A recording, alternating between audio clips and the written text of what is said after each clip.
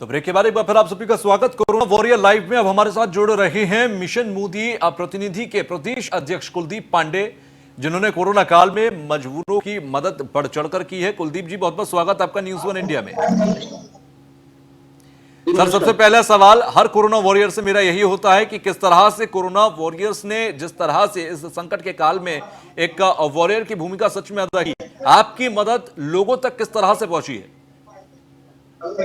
लोगों तक हम मदद करने का हर स्तर पर जो भी हमने, जिसको अन्न की आवश्यकता पड़ी, जिसको अर्थ की आवश्यकता पड़ी, जिसको जैसे कोरोना काल में सबसे बड़ा विशेष था कि व्यक्ति को भूख, जैसे भोजन तो सब हर जगह मिल रहा है, लेकिन भोजन के साथ साथ छोटी छोटी ऐसी बहुत सारी चीजें थी, जैसे किसी को दवा लेना है, दवा, पैसे का अभाव, बहुत सारी चीजें थी। तो हर स्तर पर उन छोटी से छोटे चीजों को देखते हुए हम लोगों ने हर स्तर पर मदद करने का पूरा प्रयास किया। अच्छा, साथ ही साथ जो तमाम लोगों तक आपने मदद पहुंचाई, इसमें बहुत सारे लोग ऐसे थे जो श्रमिक मजदूर थे, या तो पलायन करके आ चुके थे या आपकी क्षेत्र से वो पलायन कर रहे थे। उन सबको भी मदद पहुंचाने के लिए किस तरीके से तो पहुंचाई गई, ये भी मैं आपसे जानूंगा, क्योंकि क्या होता है जब तमाम किस्से आप लोगों की तरफ से सामने आते तो बहुत सारे लोगों को प्रेरणा भी मिलती है कि वो भी कुछ इस तरह से लोगों की मदद कर सकते हैं। कुछ ऐसे आपके पास बहुत सारे किस्से होंगे, उनको आप शेयर करें हमारे साथ।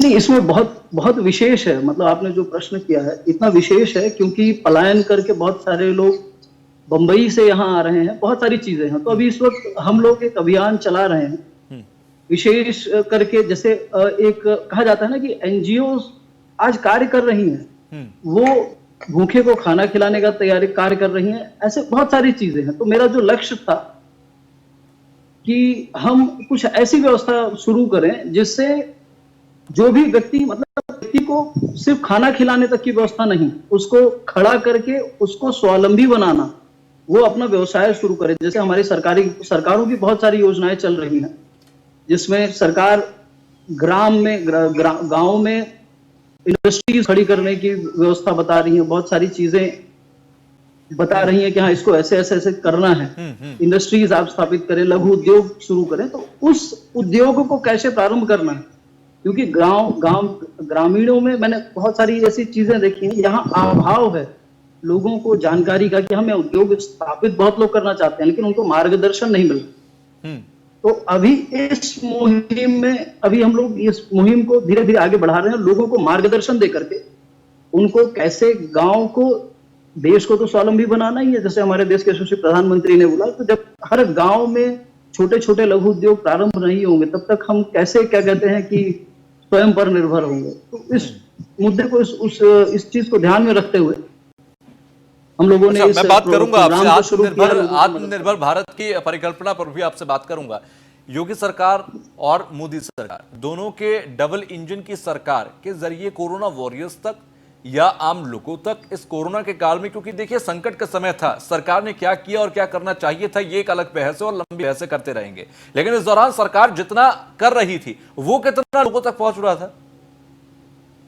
देखिए, सरकार जितना कर रही थी, सरकार ने सबसे अच्छा प्रयास किया। आप राज्यों को देखेंगे, उसके कंपैरेटिवली उत्तर प्रदेश ने जो परफॉर्म किया है, हमारे जो प्रदेश के यशस्वी मुख्यमंत्री जी हैं, उन्होंने जो परफॉर्मेंस दिया, इस हमारे प्रदेश के जो जिला अधिकारी हैं, जो भी हमारे जो भी व्यवस्था रही है पूरे प्रदेश में, वो सबसे बेस्ट और सबसे अच्छी व्यवस्था दी गई।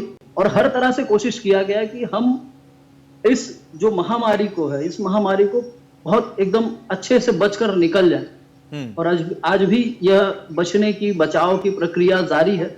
अब ये उत्तर प्रदेश देश का सबसे बड़ा राज्य है, और अगर देखें तमाम राज्यों की स्थितियों को देखें, इतना बड़ा राज्य होने के बाद भी आपके आंकड़े उत्तर प्रदेश के बहुत सीमित हैं। एक डबलिंग, अगर हम रिकवरी रेट की बात करें, बहुत अच्छी रिकवरी रेट के साथ हम चल रहे हैं उत्तर प्रदेश के अंदर। आपको लगता है ये योगी सरकार के प्रयासों का नतीजा है?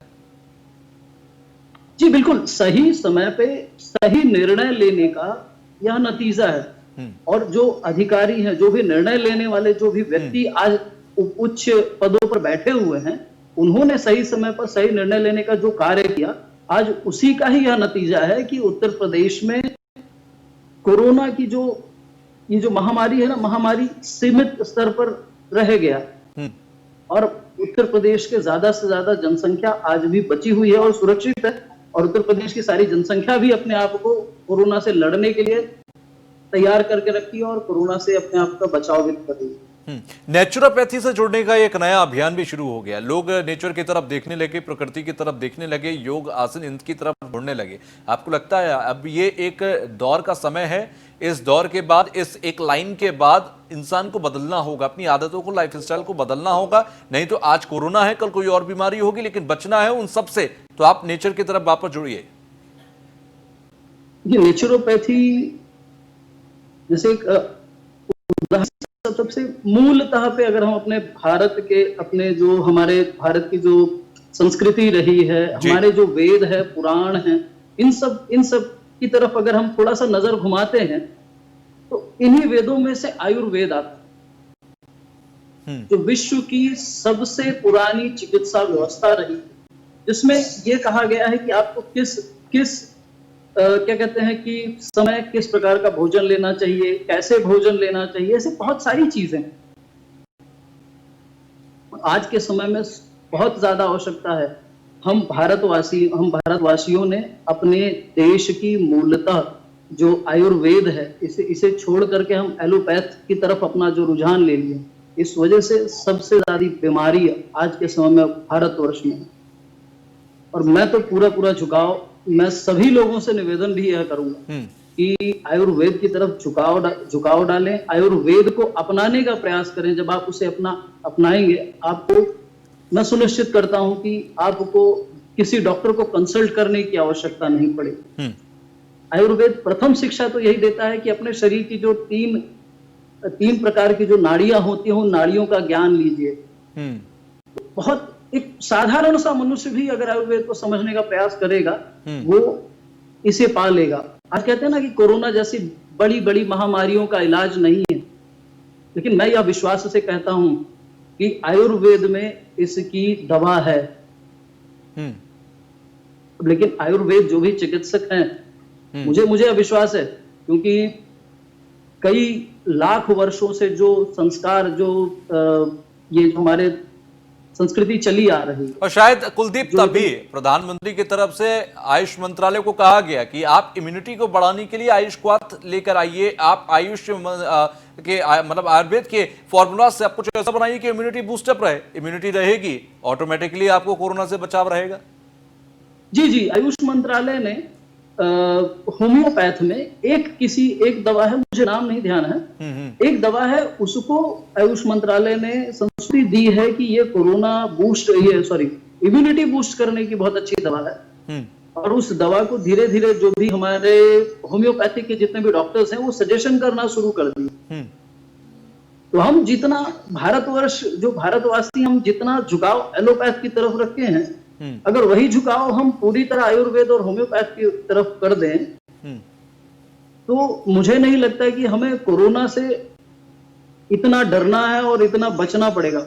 हम अपनी इम्यूनिटी को बूस्ट करेंगे, क्योंकि कोरोना से लड़ना सबसे बड़ा विषय, सबसे मेन टारगेट यही है कि आप अपनी इम्यूनिटी बूस्ट अप करके रखिए और आप स्वस्थ हैं, आपको कोरोना हाथ नहीं लगा।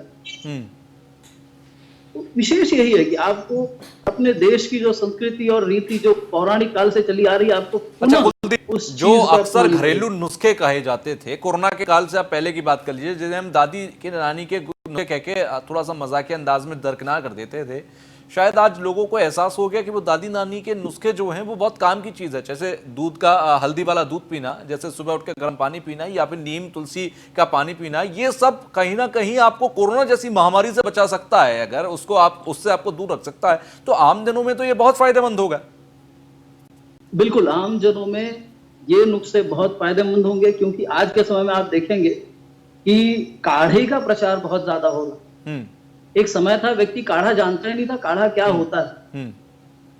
तो ये सारे नुस्खे जो भी हैं, जो पूर्वजों ने जो भी बातें कही, इन नुस्खों के साथ साथ जो भी नुस्खे हैं, नुस्खों के साथ साथ जितनी भी बातें जो बुजुर्गों ने कह गई है, उसको अगर हम अपने जीवन में अमल करके, उन बातों को लेकर के अपने जीवन में उसे धारण कर लें, मैं तो ये कहूंगा कि उस व्यक्ति का जीवन कभी भी उसे किसी डॉक्टर के पास नहीं जाना पड़ेगा।